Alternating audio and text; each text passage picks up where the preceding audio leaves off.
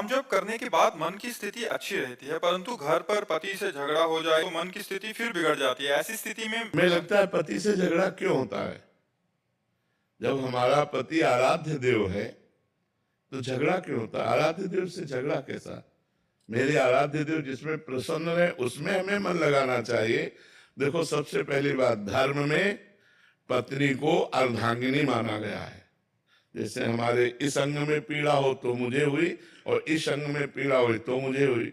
धर्म में पति को परमेश्वर का दर्जा दिया गया है हमारे सनातन धर्म में, कि पति हमारा परमेश्वर है, पति हमारा भगवान है। तो हम अपने भगवान से झगड़ा क्यों करें? प्यार करें कि झगड़ा करें?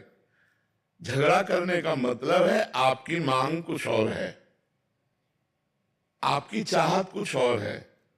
बिना कामना के क्रोध का प्रादुर्भाव नहीं होता। कामा संजायते क्रोधा, क्रोधा स्मृति विभ्रमा, स्मृति भ्रंशात बुद्धिनाशो, बुद्धिनाशात प्रणश्यति। हमारी कोई कामना है तो हम अपनी कामना को अपने पति पर न्यौछावर कर देते हैं। झगड़े का कोई सवाल ही नहीं उठता। पति पत्नी में झगड़े का तो कोई सवाल ही नहीं उठता। उसका झगड़ा भी एक प्रेम बढ़ाने वाला होता है। वो झगड़े जो आजकल बर्ताव चल रहा है, वही देखो, आप बच्चों के बीच में रहते हैं, आप फाइनल बता रहे हैं वही बात जो हम कहा कि आज हमारा समाज पतन की ओर जा रहा है। तो अब आजकल जो बच्चियां कई बच्चों से मिलती हैं वो अपने पति पर अनन्य कैसे हो सकती है? जो बच्चे कई बच्चियों से मिलते हैं वो अपनी पत्नी को अर्धांगिनी कैसे मान सकते हैं? वो पूरा जीवन एक साथ कैसे निर्वाह कर सकते हैं? तो आज हमारा गृहस्थ धर्म संकट में पड़ गया। जहां देखो पति पत्नी की हत्या करते पाए जाते, पत्नी पति की हत्या करते। ये सब क्या हो रहा है? एक ऐसा समाज हमारा जहां एक बार पानी ग्रहण करके स्वीकार कर लिया तो आजीवन निर्वाह किया। पहले लड़की देखी ले जाती थी, आज के 35-40 वर्ष पहले लड़की नहीं देखी जाती थी। गांव के बुजुर्ग जन जाके ब्याह तय कराते थे। लड़का लड़की तब देखते थे जब मंडप के नीचे होते थे, और वो दुल्हन तो तब जान पाएगा कि हमारी कैसी हो जब घर ले जाएगा। ऐसा था। और आज तो एक बहुत ही मलिन सिस्टम चल गया जिसको लिव इन रिलेशन कहते हैं। अब ये हमारे सनातन धर्म के तो बिल्कुल खिलाफ है। हमारा सनातन धर्म कहता है कि एक बार जिसे स्वीकार कर लिया आजीवन उसका निर्वाह किया। हाँ, अगर वो भ्रष्ट आचरण वाला है तो बात अलग है, या भ्रष्ट आचरण वाली तो बात अलग है, नहीं तो स्वीकार करके आजीवन निर्वाह किया जाता रहा। पूरा परिवार भरा आनंद में, पूरा घर की लक्ष्मी मानी जाती है। जो स्त्री है वो घर की लक्ष्मी मानी जाती है। कितना बड़ा उसका आदर, कितना बड़ा सम्मान दिया जाता था। बहुत बड़ा फर्क पड़ गया है। पहले जैसे कोई पूछता कि तुम्हारे, मान लो सरकारी कागज, तुम्हारे पति का क्या नाम है, तो कई बार सोचती थी कि मैं कैसे इंगित करूं, ए बेटा बताओ अपने पापा का नाम। मतलब हिचक होती थी कि मैं अपने पति का नाम कैसे बोल लूं। इतना आदर होता था, इतना आदर होता था। जो हमारे सनातन धर्म की मर्यादा वो धीरे धीरे खोती चली जा रही है। कितना प्रेम, दिन भर मेहनत करके ऑफिस से या किसानी करके आया, घर आते खुशहाल हो जाता था। लिपा पुता स्वच्छ घर पवित्र, एक दो बच्चे खेल रहे और वो बड़े प्यार से उनको आदर से बैठाल के पानी पिला सेवा कर। ये सब धर्म। आप तो हमें लगता है पति पत्नी में झगड़ा होने की संभावना ही नहीं है। जब पति हमारा स्वामी है तो झगड़ा, जब पत्नी हमारी अर्धांगिनी है तो झगड़ा होने का तो सवाल ही नहीं उठता। प्रतिदिन प्यार बढ़ना चाहिए। अच्छा, ऐसे झगड़े के समय मौन हो जाना चाहिए।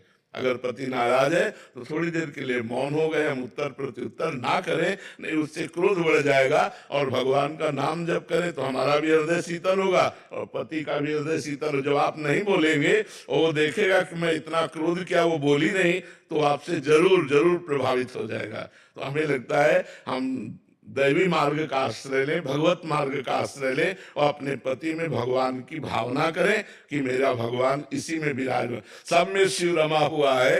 अगर वो संकल्प कर ले तो क्या ना हो जाए। इतना उनके पास भजन बल है, तप बल है। साधारण आदमी उनका अपमान करके पीट के चला, वो बताते भी नहीं कि किसने पीटा है, कभी नहीं। वो कभी लौट कर भी नहीं देखते कि इसने ऐसा क्यों किया है। क्यों? क्योंकि अगाध बोध संपन्न महात्मा जैसे अपने हाथ से अपनी दांत से अपनी जिह्वा अपने द्वारा कोई चेष्टा जो अपने को पीड़ा पहुंचा दे, किसको दंड देंगे? ऐसे वो आत्मस्वरूप सर्वत्र अनुभव करते हैं। इसलिए राग द्वेष रहित महात्मा के हृदय में ये आता ही नहीं है कि इसको दंड दिया जाए। अपने साथ बुराई करने वाले को दंड देने दिलाने की पूरी शक्ति रहने पर भी उसको दंड देने या दिलाने की भावना मन में भी ना आए और उसके हर अपराध को सहकर यथोचित चेष्टा करे कि उसको सुख पहुंचे, उसे भगवत साक्षात्कार होता है, उसे क्षमा कहते हैं। श्रीपाद प्रबोधानंद जी ने भी कहा, नीचापमानम शुद्धा। नीच शब्द इसलिए कि आप उससे महान हैं, आप उस पर शासन कर सकते हैं, आप उसको दंड दे सकते हैं, पर उसके द्वारा किए हुए अपमान को सह गए। कैसे? अमृत मान करके। अमृत नीचा अपमान, जब कोई गाली दे, निंदा करे, अपमान करे, तब ये बात आवे भगवान इसका मंगल करे।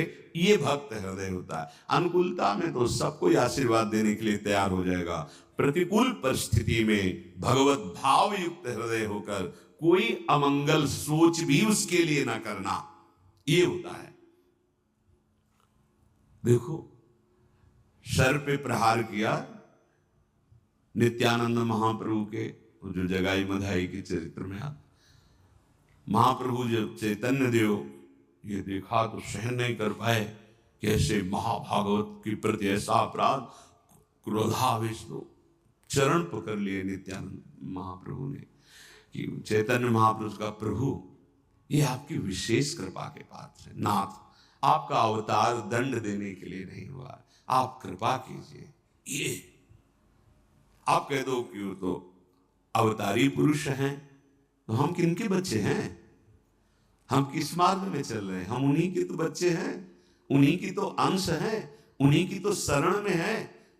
वही नाम जो बोल रहे हैं वही तो हमें दे रहे हैं, कोई दूसरा नाम थोड़ी दे रहे। वही कृष्ण नाम दे रहे, वही राधा नाम दे रहे हैं, जिसमें ऐसी अपार सामर्थ्य है। वो तो स्वयं प्रभु हैं, पर हम कौन हैं?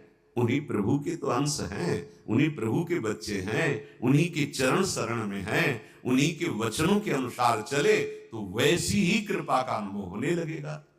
क्षमा, पहला धृति, दूसरा क्षमा, तीसरा है दम। दम कहते हैं इंद्रियों को विषयों से हटाकर प्रभु में लगाना। ये भगवत प्राप्ति के लक्षण वाले महापुरुष का जो भाव है, दम, दमन करना। हमारी इंद्रियां बहिर्मुख होकर भोग भोगना चाहती हैं, इनका स्वभाव बन गया है। दुर्वासना मम सदा परिकर्षयन्ति। विषय इतने प्रबल हो रहे हैं कि इंद्रियों को अधीन कर लिए हैं। इंद्रियां इतनी प्रबल हो रही कि मंथन करने वाली, प्रमथन स्वभाव वाली मन को अधीन कर लिया है। मन इतना प्रमथन स्वभाव वाला बुद्धि को अधीन कर लिया। अब बुद्धि विषय में सुख मान करके सब छूट दिए हैं, तो इंद्रियां मन विषयों में विचरण कर रहे हैं। जो भगवत प्राप्ति करने की लालसा वाला उपासक है, वो दम रूपी सद्गुण से युक्त होता है। दम अर्थात दमन करना, इंद्रियों का दमन करना थोड़ा कठिन है। कामा संजायते क्रोधा, क्रोधा स्मृति विभ्रमा। जब हमारी कामना बन जाती है कि ये मैं भोग भोगूं और उसमें बाधा पड़ती तो क्रोध आ जाता है। बस ये कामना संकल्प ना बनने पावे तो बहुत जल्दी निवृत्त हो जाएंगे। संकल्प बनने का समय हम देते हैं।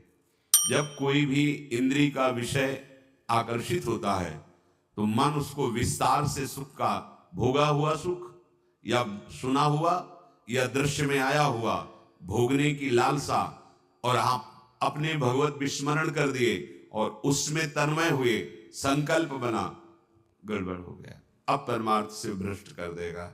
आज नहीं तो कल, क्रिया बने ना बने, भ्रष्ट कर देगा। संकल्प ही न बनने पाए। संकल्प बनने की छूट कब देते हैं? जिस समय हम ये भूल जाते हैं कि हमारा लक्ष्य भगवत प्राप्ति है।